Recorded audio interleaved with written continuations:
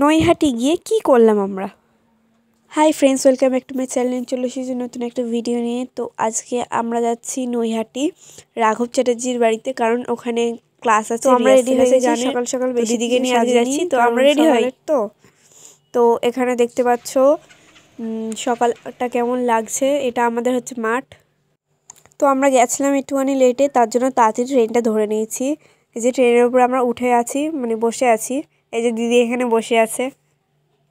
তো নৈহাটিতে গিয়ে তোমাদের সাথে দেখা হচ্ছে, ভিডিওটা দেখতে থাকো।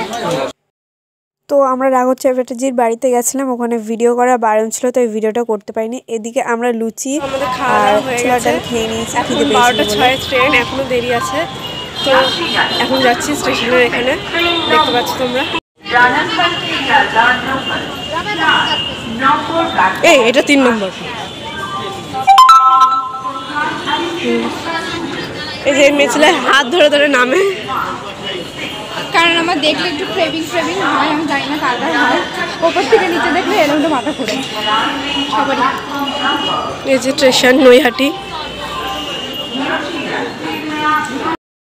তো ফ্রেন্ডস, আমাদের এখন ট্রেন আসবে, তার জন্য আমরা বসে আছি স্টেশনে।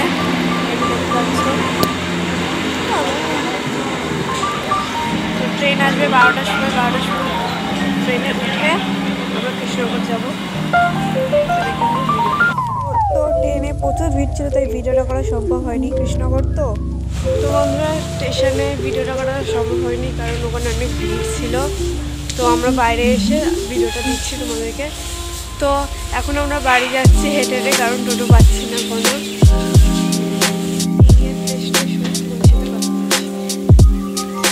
তো বন্ধুরা, আমরা বাড়ি চলে এসেছি। আসার পর আমরা ফ্রেশ হয়ে খাওয়া দাওয়া করে আবার তোমাদেরকে ব্লগটা যেহেতু এন্ড করা হয়নি, সে কারণে আবার ব্লগে ফিরে এলাম। তো আজকের মতন এটাই হচ্ছে আজকের ব্লগ ছিল, আমাদের নৈহাটির জার্নি। এবং তোমাদের কেমন লাগলো